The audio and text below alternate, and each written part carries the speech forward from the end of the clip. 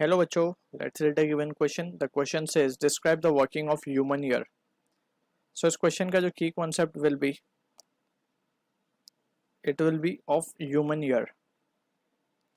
तो पहले हम इसका diagrammatic view देखते हैं, then we will discuss it. तो यहाँ पे we can see इस human ear को we divide into three sections: outer ear, middle ear and inner ear. ठीक है, तो let's suppose this is our ear. outer section of the ear हम यहाँ पे draw कर रहे हैं इस तरीके से कुछ shape. ठीक है, and from here it moves inside. ठीक है, तो आउटर सेक्शन इसको हम बोलते हैं pinna, that we can feel with our hands. ठीक है, ये आउटर सेक्शन है. और यहाँ से क्या करता है ये आउटर सेक्शन, ये जो है साउंड्स को कलेक्ट करता है हर डायरेक्शन से, and it pushes it into the auditory canal. ये जो कैनल है इसको हम बोलते हैं ऑडिटरी कैनल. ठीक है, इसके थ्रू साउंड वेव जो है अंदर जाता है, फिर यहाँ पे आता है हमारे पास एक ईयर ड्रम बेसिकली, जिसको हम टिम्पैनिक मेम्ब्रेन भी बोलते हैं. तो यहाँ पे हम इसको लिख देंगे as common name is ear drum, जिसको हम कान का पर्दा भी बोलते हैं इन कॉमन लैंग्वेज. ठीक है, तो ये है वो. अब इस सेक्शन तक, यहाँ से लेके यहाँ तक के जो सेक्शन है इसे हम बोलते हैं आउटर ईयर. ठीक है, अब इसके बाद आता है middle section of the year, जिसको हम लेट्स से दूसरे कलर से शो कर देते हैं. So let's take it, let's say हम इसको ब्लू कलर ले लेते हैं. ठीक है, अब ये जो मिडल सेक्शन है ये बेसिकली तीन बोन्स से बना हुआ है, which is the tiniest bone in the human body.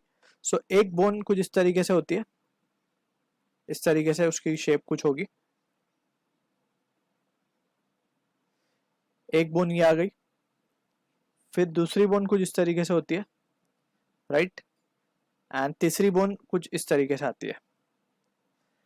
सो ये जो सेक्शन यहाँ पे अब बन रहा है ये डायरेक्टली कांटेक्ट में होती है ईयर ड्रम के. तो इसको यहाँ पे दिखा देते हैं. ईयर ड्रम का जो मार्किंग है वो कुछ इस तरीके से है, ये ब्लैक पोर्शन में है ईयर ड्रम. ठीक है, अब ये जो तीन बोन्स हमने शो किए पहले इनकी भी मार्किंग हम कर देते हैं. ये जो फर्स्ट बोन है जो कि इसका कॉमन नेम है हैमर, हैमर की तरह दिख रही है, इसे हम कहते हैं मेलियस. ठीक है, सेकेंड बोन जो है इसे हम कहते हैं एनविल, इसका कॉमन नेम है, दिखती है वो एनविल की तरह, जो कि मीन्स ब्लैक स्मिथ लोग जो यूज करते हैं, that is what anvil is. तो इसका जो बायोलॉजिकल नेम है दैट इज इनकस. ठीक है, और ये जो थर्ड है इसे हम कहते हैं, कॉमन नेम है स्टरअप, और इसको हम कहते हैं स्टेपिस बोन, जो इसका बायोलॉजिकल नेम है वो है स्टेपिस. ठीक है, अब ये जो है ये क्या करता है, ये कनेक्टेड होता है टू द, ये जो ब्लू कलर में हमने शो किया this is representing the middle ear.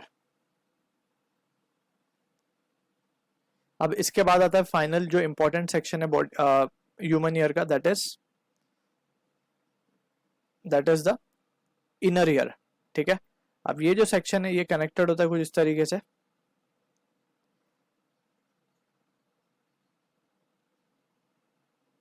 इस तरीके से सेक्शन को कनेक्टेड होता है.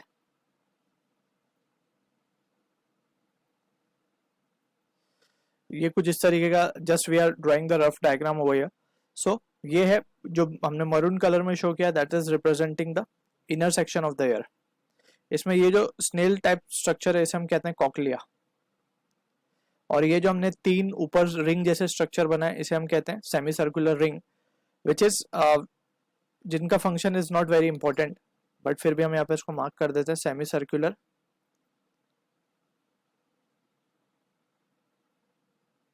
रिंग टाइप स्ट्रक्चर है. ठीक है, मेन पार्ट है इसका कॉकलिया. ठीक है, कॉकलिया से कनेक्टेड होते हैं नर्व टिश्यू. अब हम इसका थोड़ा सा डिस्कस कर लेते हैं, what exactly the functions of the different part are. So ये हमने एक डायग्रामेटिक रिप्रेजेंटेशन यहाँ पे बना दिया. अब now we will discuss it one by one, हर पॉइंट को ले लेते हैं. तो सबसे पहले हमने आउटर ईयर का फंक्शन देख लिया. आउटर ईयर में जो सेक्शन है वो हमारा पिना है, जो कि साउंड को कलेक्ट करता है, collect sound and transfer it inside through auditory canal, auditory canal to eardrum. ठीक है, eardrum will start to vibrate now. ठीक है ना, साउंड के वाइब्रेशन के साथ eardrum भी वाइब्रेट करना स्टार्ट करता है.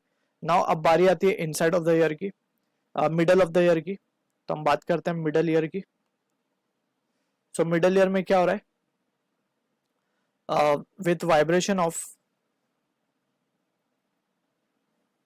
with vibration of eardrum, ossicles start to vibrate. This is the important word, ossicles. ossicles क्या है? बेसिकली जो तीन बोन्स हमने दिखाई हैं, मेलियस, इनकस और स्टेपिस, इनको मिला करके हम कहते हैं ossicles. with vibration of eardrum, ossicles starts to vibrate. And जो हमारा स्टेपिस बोन है, stapes bone magnifies the vibration, magnifies the vibration. ऐसा क्यों हो रहा है?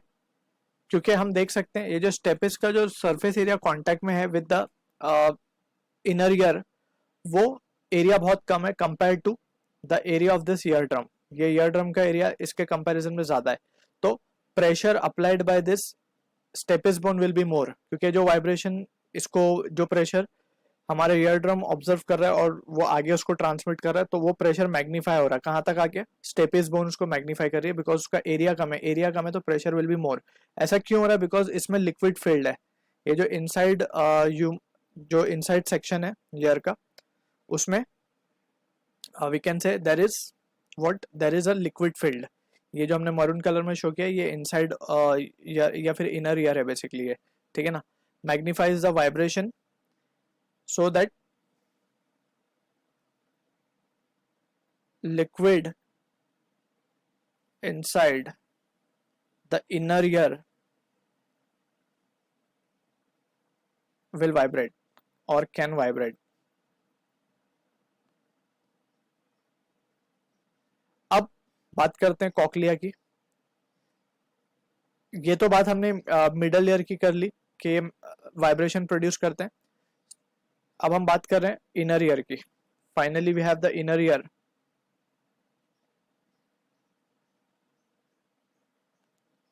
सो इनर ईयर में क्या हो रहा है? जैसे ही वो लिक्विड वाइब्रेट कर रहा है, this vibration in inner ear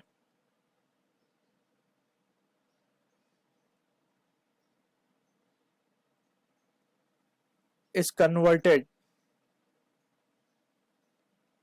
to electrical signal. Electrical signal and is transmitted to brain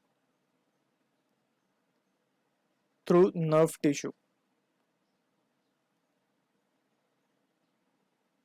ठीक है ना. अब ये साउंड कहाँ तक पहुंच जाती है? ब्रेन तक पहुंच जाती है. And brain starts to interpret it कि ये किस तरीके की साउंड है. ठीक है ना. And then we come to know कि हाँ, whether it is musical, whether it is noise, whether it is something else. तो and in that context we perceive the sound. So this is how the human ear works. So I hope you understood the solution. All the best.